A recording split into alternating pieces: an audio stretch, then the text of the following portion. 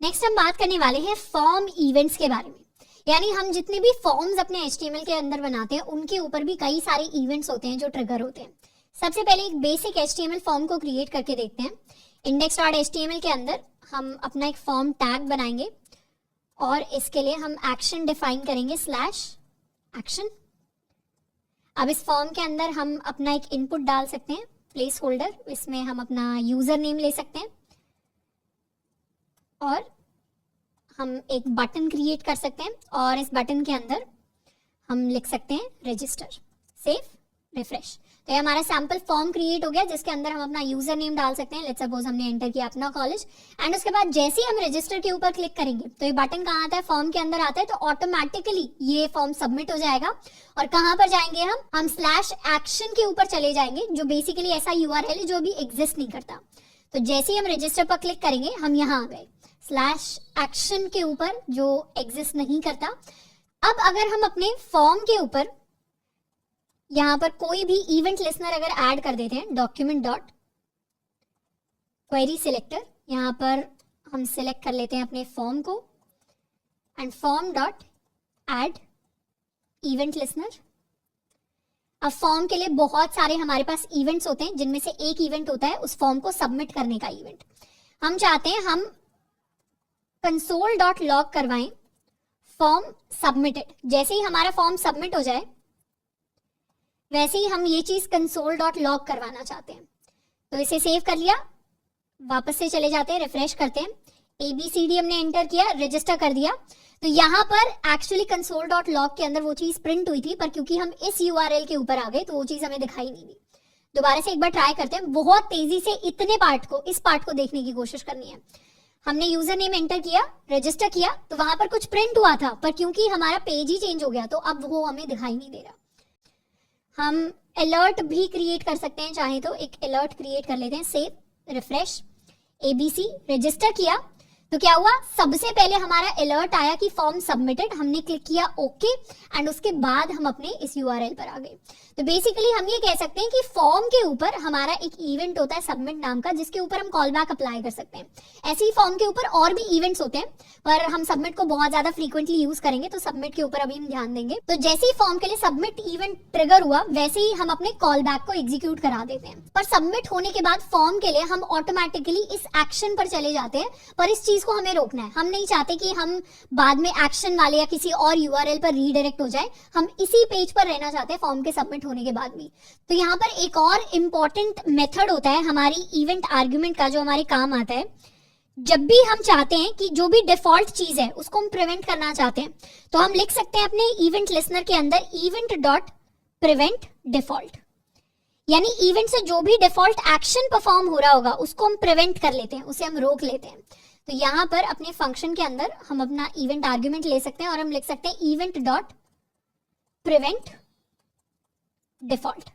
और prevent default method की मदद से जो भी हमारा डिफॉल्ट काम परफॉर्म हो रहा होगा, जैसे सबमिट को क्लिक करने के बाद हमारा डिफॉल्ट क्या होता है, हमारा डिफॉल्ट होता है कि हम उस URL पर चले जाएं जो हमने यहाँ पर एक्शन के अंदर लिखा है। तो अगर हम इस एक्शन को रोकना चाहते हैं तो उसके लिए हम इस प्रिवेंट डिफॉल्ट मेथड को यूज कर सकते हैं।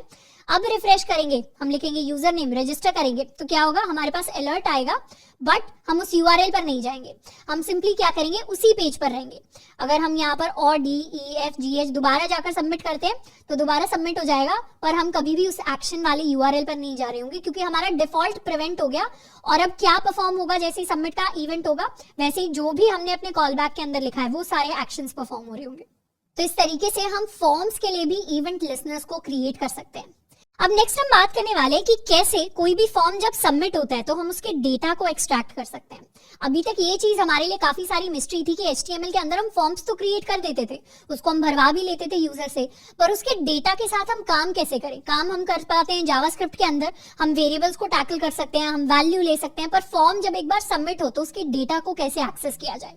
तो उसके लिए हम अपना ऐड इवेंट लिसनर यूज कर सकते हैं फॉर आवर सबमिट इवेंट, कि जैसे ही फॉर्म सबमिट हो जाए वैसे ही हम क्या करें, जो फॉर्म के अंदर डिफरेंट हमारे एलिमेंट्स हैं उन एलिमेंट्स को हम यहाँ पर एक्सेस कर सकते हैं और उसके डेटा के साथ हम काम कर सकते हैं। जैसे यहाँ पर हम अपने दो एलिमेंट्स को एक्सेस कर सकते हैं। पहले तो हमें इवेंट डॉट प्रिवेंट डिफॉल्ट करना पड़ेगा, नहीं तो फॉर्म को सबमिट करने के बाद जैसे ही हम यहाँ पर ABCD लिखेंगे, रजिस्टर करेंगे, वैसे क्या होगा, फॉर्म सबमिट हो जाएगा, बट प्रीवेंट डिफॉल्ट से हम एक्शन वाले URL पर नहीं जाएंगे। तो यहाँ पर हम सबसे पहले तो अपना जो भी इनपुट है, हमने फॉर्म के अंदर दो चीजें रखी हैं, एक अपना इनपुट, एक अपना बटन। हम क्या करेंगे, फॉर्म वाले इनपुट को एक्सेस करेंगे। तो जैसे ही हमने फॉर्म वाले इनपुट को एक्सेस किया, let input is equal to document dot query selector, और इसके अंदर हम पास कर देंगे अपना इनपुट, क्योंकि हमारे पास सिंगल इनपुट है।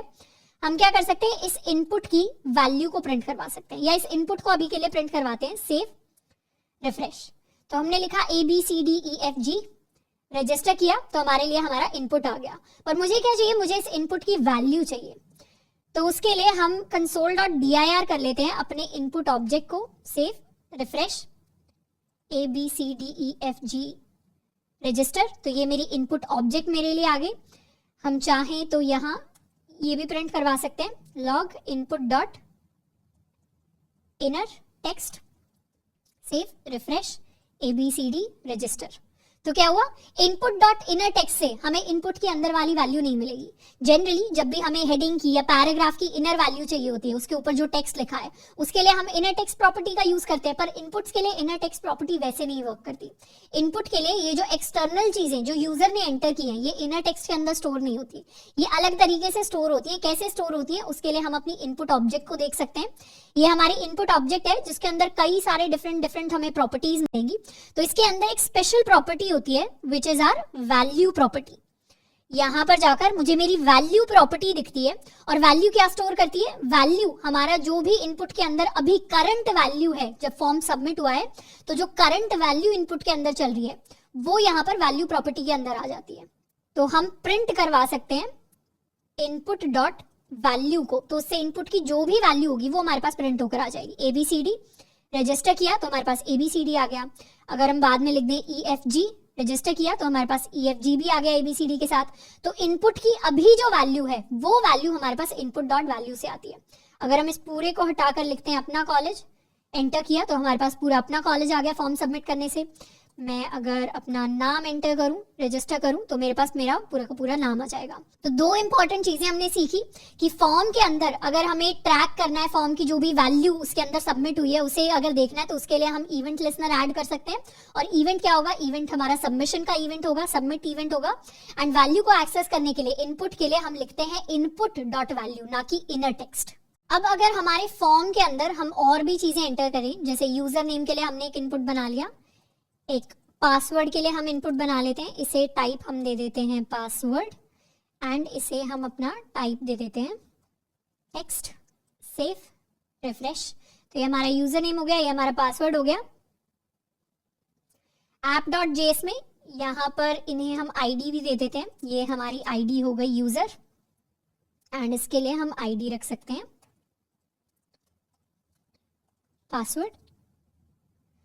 तो यहाँ पर एक हम यूजर की वैल्यू ले सकते हैं, यूजर, एंड उसी तरीके से हम एक आईडी की भी वैल्यू ले सकते हैं।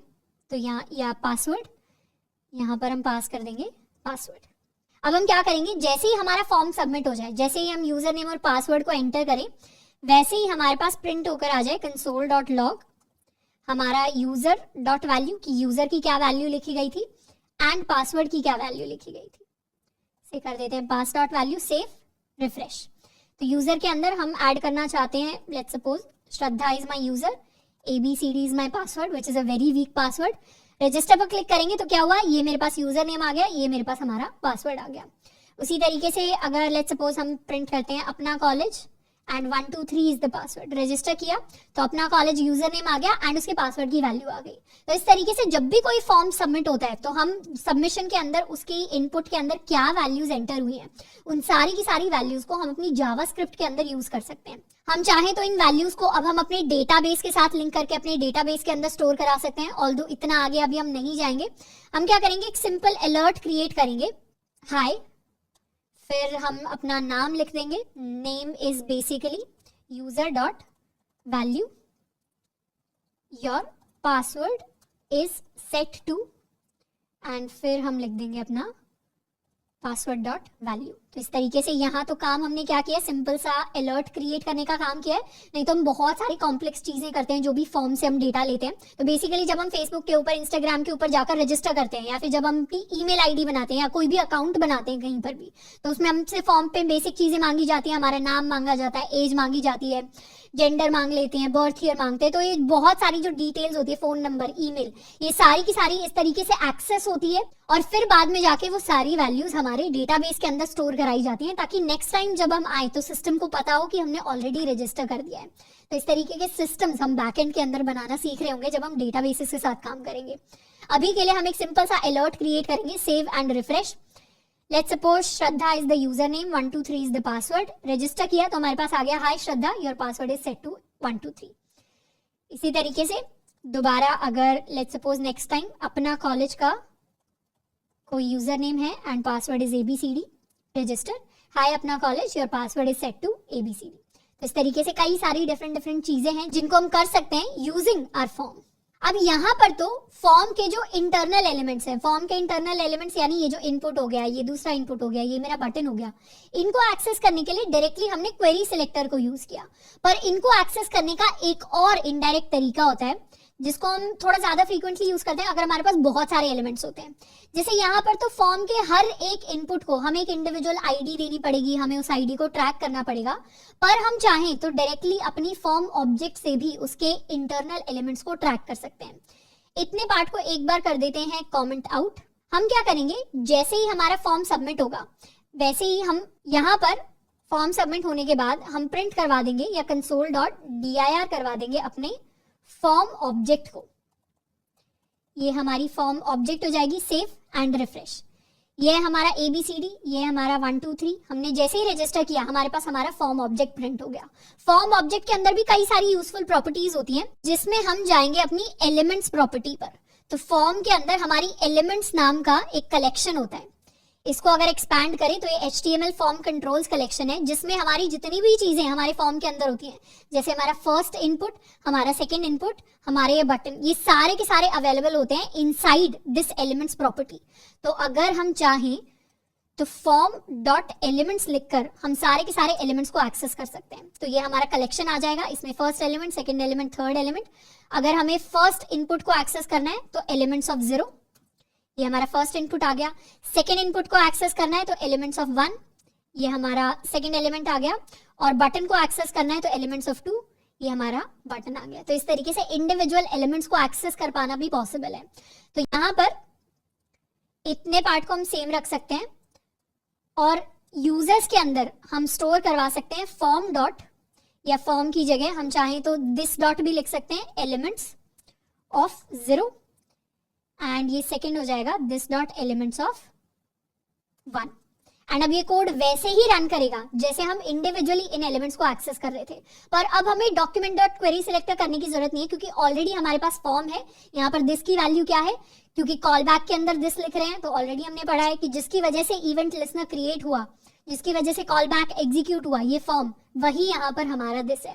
तो writing this is equal to form dot elements of 0। चाहे हम ये लिखें चाहे हम ये लिखें, यहाँ पर मतलब सेम है। Save, refresh. अब हम लिखेंगे ABCD 1 2 3 4, रजिस्टर किया तो यहाँ आ गया hi ABCD, your password is set to 1 2 3 4।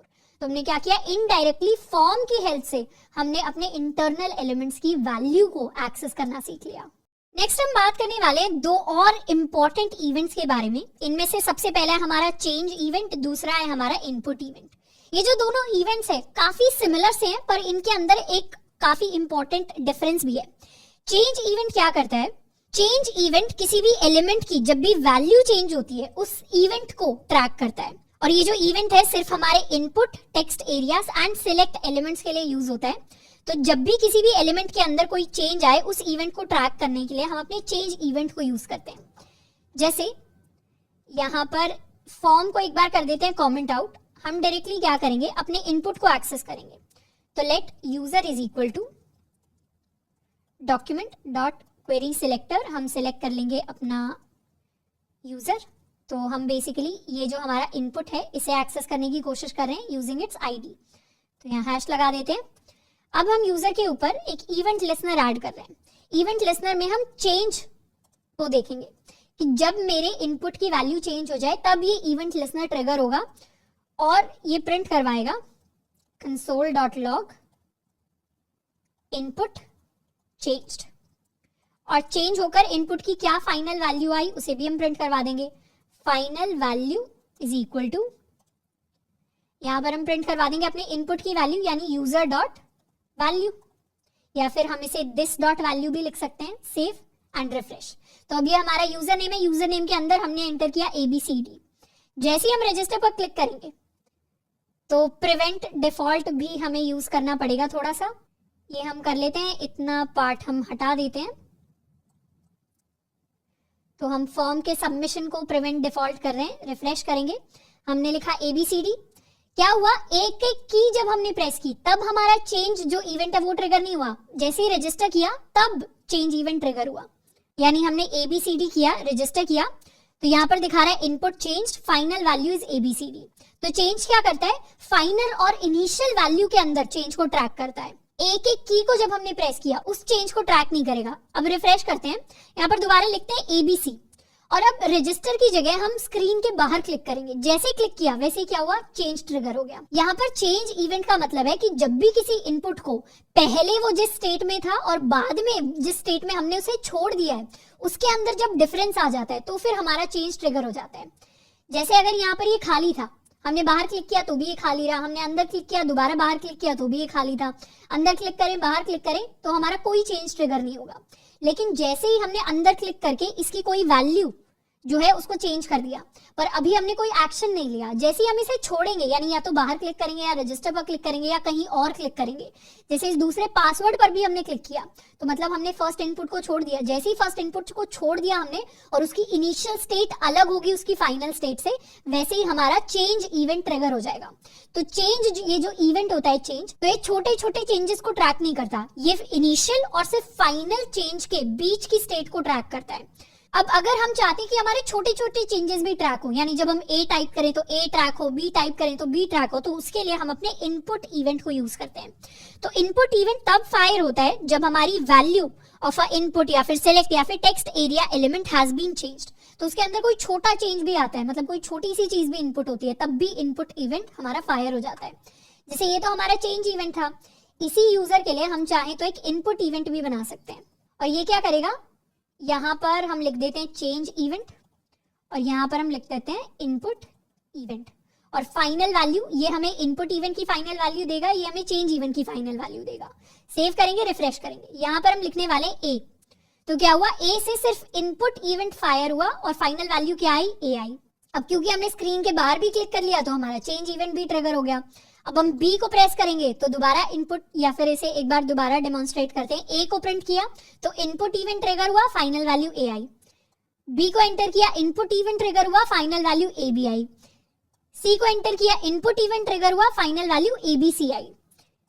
D को E को एंटर किया तो इनपुट इवेंट ट्रिगर हुआ, फाइनल वैल्यू ABCD E आई। तो इस तरीके से छोटे छोटे चेंजेस से हमारी जो फाइनल वैल्यू है वो जब चेंज होती है तो उससे इनपुट इवेंट ट्रिगर होता है। और जब भी मेजर चेंज आता है, मतलब जब भी एक बार स्टेट के अंदर हम किसी भी एलिमेंट के अंदर एंटर हुए और अब वहां से एग्जिट हो रहे हैं, तो हमारा चेंज इवेंट जो है वो ट्रिगर होता है। अब यहाँ पर एक और स्पेशल चीज है नोट करने वाली, कि जब भी हम ABCD जैसी चीजें टाइप करते हैं वो तो हमारे इनपुट इवेंट को ट्रिगर करती हैं, पर जैसे हम एरो कीज को प्रेस करें तो एरो कीज हमारे इनपुट इवेंट को ट्रिगर नहीं करती। आप शिफ्ट एंटर करेंगे या फिर आप कंट्रोल दबाएंगे तो जो नॉन कैरेक्टर कीज होती हैं या एरो कीज होती हैं वो हमारे इनपुट इवेंट को ट्रिगर नहीं करती, सिर्फ कैरेक्टर कीज हमारे इनपुट इवेंट को ट्रिगर कर रही होती हैं, ABCD EFGH।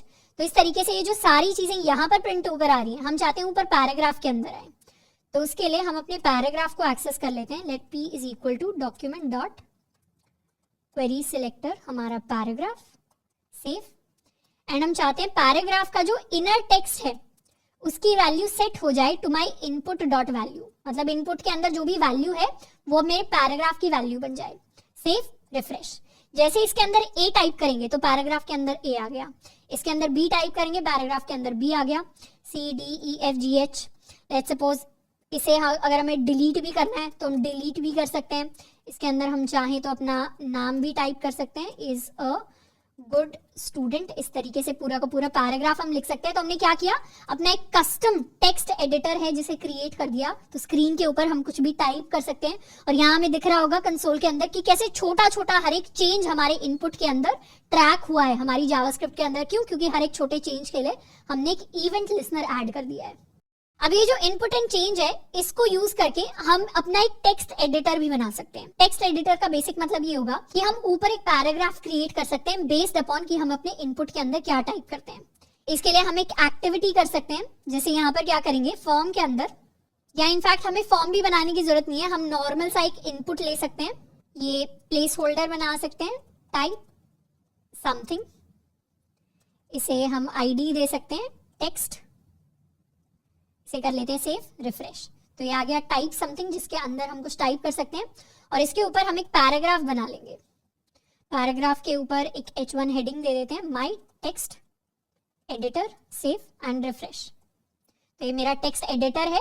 जो भी हम चाहते हैं, जो भी हम इस इनपुट के अंदर टाइप करें, वो सारा का सारा ऊपर एक पैराग्राफ है उसके अंदर आकर हमारे लिए टाइप होकर आ जाए। तो उसके लिए हम दोनों एलिमेंट्स को एक्सेस कर लेंगे। पहले तो अपने इनपुट को एक्सेस कर लेंगे। Input is equal to document dot query selector, हम एक्सेस कर सकते हैं विद आवर आईडी टेक्स्ट। तो इनपुट के लिए हम अपना एक इवेंट लिसनर क्रिएट करेंगे, जो किसके लिए लिसन करेगा, इनपुट के लिए, क्योंकि हम चाहते हैं हर एक छोटा छोटा चेंज ट्रैक हो। हम बड़े चेंज को ट्रैक नहीं करना चाहते, छोटे छोटे चेंजेस को ट्रैक करना चाहते हैं। और यहाँ पर हम लिख देंगे अपना function call back. Function call back में सबसे पहले तो कंसोल डॉट लॉग कर देंगे हमारे इनपुट की फाइनल वैल्यू को। कैसे प्रिंट करवाते हैं इनपुट की वैल्यू को, इनपुट डॉट वैल्यू से सेव करवा लेंगे, रिफ्रेश। तो इनपुट के अंदर ए टाइप हुआ तो ए प्रिंट हो गया, बी सी डी टाइप हुआ तो ए बी सी